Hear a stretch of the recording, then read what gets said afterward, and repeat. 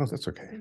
There are things that, change frequently, as we know, as you can start calling something else, and all of a sudden it's not covered by an ordinance. And we want to make sure that we're doing what we can to provide safe and sanitary conditions for those people that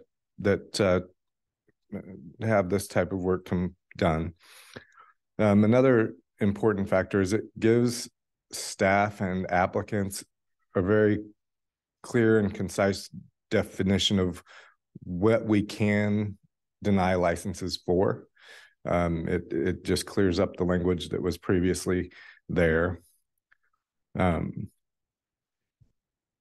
proposed changes have no impact on currently licensed establishments or therapists. There's nothing that would change their status with the proposed changes. And all other provisions in Chapter 620 that aren't listed in the action item and the proposed ordinance would stay intact. Those would still remain in our code. Another important aspect is that by including some of these subspecialties or other types of body work in our licensing, it gives us the ability to inspect those facilities to make sure that they are operating under the ordinances in a clean, healthy environment in an attempt to keep our residents safe. As that's in the action item, the changes are to Chapter 620. Lost my place. 0.100, which is the issuance of massage therapist permit, 620.220, which are the exceptions, and 620.1010, which are the definitions, and that's the one that encompasses the other areas, subspecialties of bodywork or massage, and 620.090, which is the issuance of the business permit, and the issuance of the business permit language mirrors that of the issuance of a massage therapist permit. So be happy to answer any questions you have for that. Okay. Are there any? Yep. I just wanted to share with the council, or the committee, I should say. I had an extensive conversation with the chief and with Laura this evening also, and Sally. What I really want to make you understand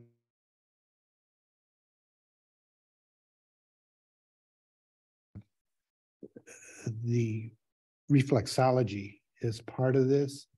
The one element that's not included in your packet are the requirements for that individual to practice. And essentially what that does is it creates a threshold where anyone that's doing reflexology here currently would have to have a credential of a massage therapist. And that would include 500 hours of training plus national certification. That would have an impact on the existing businesses that we currently have. So one of the questions that I have, and one of the things that I think you need to think about, is whether it would be better to have both a requirement for massage therapists and then have a separate one for reflexology that's actually developed in terms of what are the requirements for that group. Because right now, most of those are on-the-job trained individuals. They do not have formal education and training. So that's one concern that I think we need to just be aware of, that it could impact those businesses in terms of their future viability. The other element was more editorial. The last, under massage therapy or massage, you have a paragraph that says, for the purposes of this section, a licensed healing art practitioner is an individual licensed by the state to practice any of the following: medicine, chiropractic, athletic training, occupational therapy, physical therapy, midwifery, and advanced practice registered nursing, which are all credentialed by the state. So they have licensing at the state. So these are exempted. If you then go to the last item on this particular proposal, exceptions under 620.220, it changes that into a much smaller group of people. So for parallel language, I would recommend that we bring that back into the last part on the exceptions. But I do think that if we do move on this, we should do this as non-consent and have a discussion. I intend on meeting with Laura and Sally and the chief between now and the council meeting so that we can get some of this worked out. I recognize the purpose of what you're trying to do, and I recognize that the elements that you've included are important for access to those businesses. But this is the only ordinance that I'm aware of that we have where you're both doing an establishment license and you're doing a practitioner license. So you're essentially acting as a licensing agency for individual professions.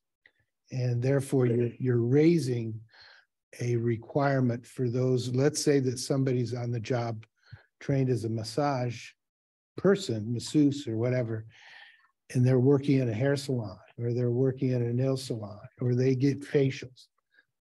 This may be interpreted as having a requirement that anyone in those settings would have to have a massage therapist certificate. That's a national certificate, requires 500 hours of training, and it's a credentialing process.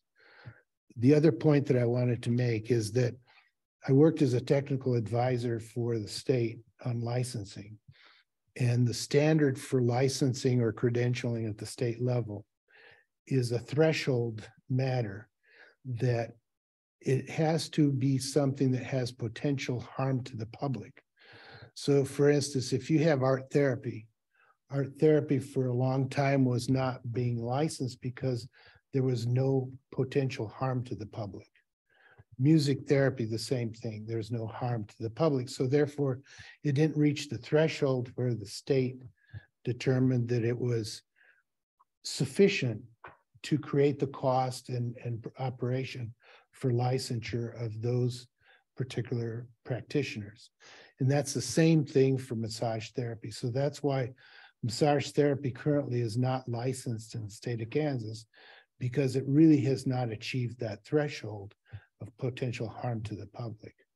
So they revert back to a national standard, which is their national association that does the training, supervises their educational programming and curriculum, and then they have an examination which is at the national level. So you could do a similarity to like counseling. If you were to say, okay, no longer can a social worker do counseling, the city's going to essentially create a credential that requires any counselor to have a PhD in psychology. And that's the threshold that's required to be a counselor. So that's where the city's actually credentialing a provider. So I think we just have to understand what the implication is of this, because in essence, by including reflexology, you're saying that those two entities that do reflexology in town would have to have massage therapists doing that, not somebody that's had some training in Asia and is doing reflexology or whatever. Thank you. Okay. Thank you. So unless there's any, you want to take that non-consent, and then we'll. Yeah, my recommendation is we take this non-consent, but I think it's important for us to have this discussion because you have to have an understanding of what the implications are. I don't know what the liability of the city is in these situations, but Well, I would just interject that it's certainly not our intention to, you know, to damage the business of any of our businesses in the community.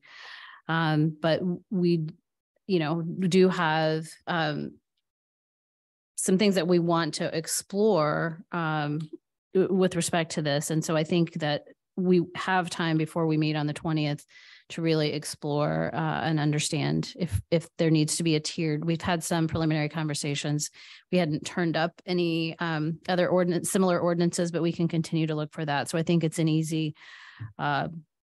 you know, conversation that we can look at. But I do think that as we have these types of businesses, and it's important for us to be able to gain as much information about who is offering services in those businesses as we can. So I also think the intent is to protect the public from harm. So, you know, and to be able to know who it is that's treating you, you know, but ultimately, what's the liability on the city for essentially licensing practitioners in this manner? So I just have a question really for you. So there is such a thing as a licensed massage therapist, but there is not for reflexologists. The licensed massage therapist is state by state. So some states actually have massage therapists licensed by the state.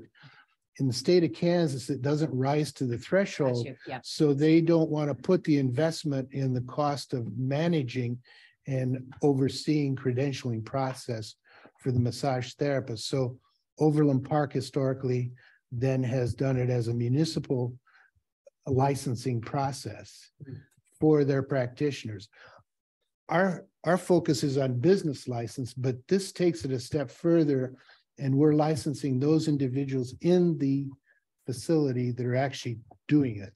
So if I have a facial massage, do I have to have a massage therapist that has 500 hours of training and the certificate?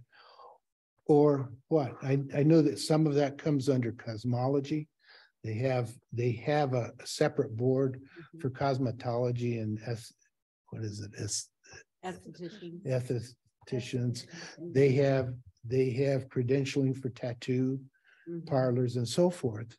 So I guess my question was, is there credentialing for a reflexology in that same vein? That's the question. I think that's the question that council member. There is. I think it's a cultural maybe tradition.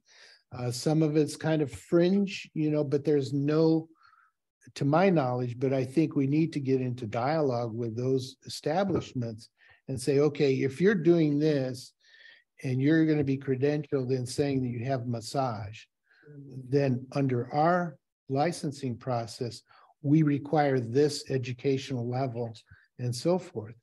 Now, if you're not going to use the term massage, are we then going to create some licensing for those establishments and, you know, determine what credentials, how do they get their training? And are we doing it as a parallel separate credentialing for those practitioners? Or are we trying to ask them to have all of their reflexology personnel be at that level of education? Thank you. Yeah. Any further comments? Okay. And we have no discussion items this evening. So finally, we have our department updates. Ms. Smith, are there any department updates for the finance and administration? Yes. When I copied her here, really great. This was a home renovation landscape, which was really fun. But Stop, sorry. So Victor's Home and Upholstery, who has a ribbon cutting on the 21st. I know, hopefully we can be well represented there. Some home renovations, an interior designer, City Roots, who is one of our market vendors, and Native Planting. So if you haven't received it at home and you want a copy, I have some here. It'll be at Victor's Home and Upholstery, which is in the Mission. They're in the Mission Mart Shopping Center. Here. There's addresses in the magazine if you want to pick that up. I don't know it off the top of my head. And then just So we will have our council meeting on the 20th. It looks like most things are going to the consent agenda. So it should be relatively quick. I do know, wanted to at least update you that we have over the course of the last several weeks been in conversation with both John Moffett and his team on the 58th and Null project and the Millhouse Group on their Beverly apartment projects and their request for a potential consideration for tax abatement. They both have had the recently adopted policy. They've submitted formal applications. We've connected them with Bruce Kimmel to begin sort of that financial analysis. So we expect at least on the 58th and Null to be bringing back some of that information for your discussion purposes in October. But lots of things happening kind of behind the scenes on that. And I don't know, does anybody else have anything? Yes. Do you have any update on personnel? No. Thank you.